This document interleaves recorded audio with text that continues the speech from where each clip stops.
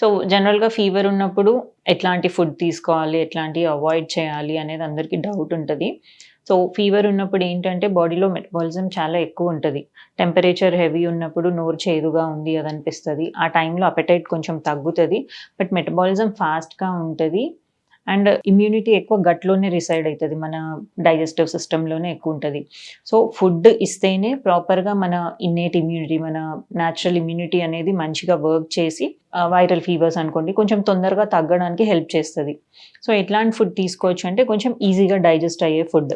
Like కార్బోహైడ్రేట్సే తీసుకోవచ్చు. Simple rice, పప్పు, అన్నం. ప్రోటీన్ ఉండేటట్టు చూసుకోండి. అట్లా అని ప్రోటీన్ పౌడర్స్, ఎక్సెసివ్ అలవాటు లేని ఫుడ్స్ ట్రై చేయొద్దు. లివర్‌కి కొంచెం రెస్ట్ ఇవ్వాలి గాబట్టి డీప్ ఫ్రైడ్ ఐటెమ్స్ కానీ, processed food, heavy meals like non veg, heavy ఆయిలేసి చేసినవి, చాలా ఫ్యాటీ ఫుడ్స్ అవన్నీ కొద్దిగా అవాయిడ్ చేయాలి. ఫ్యూ డేస్ ఒక 4, 5 డేస్ వరకి అవాయిడ్ చేస్తే బెటర్. సో, ఫీవర్ ఉన్నన్ని రోజులు హైడ్రేషన్ మెయిన్ ఇంపార్టెంట్ అని చెప్తాం.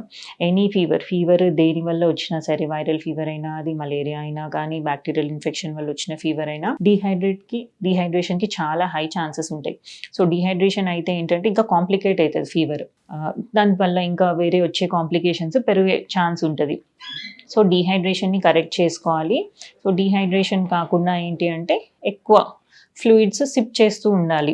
సో, టంగ్ డ్రై అయిపోకుండా చూసుకోవాలి.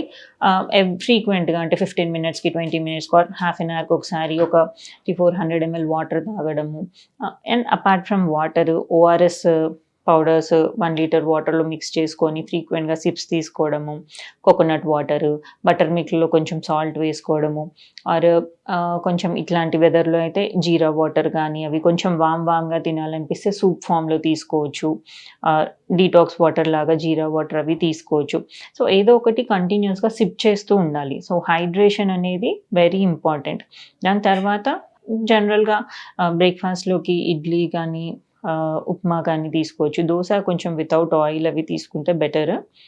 సో, లంచ్‌కి పప్పు, అన్నం, రసం కానీ, కర్డ్ రైస్ ఇవేవైనా తీసుకోవచ్చు.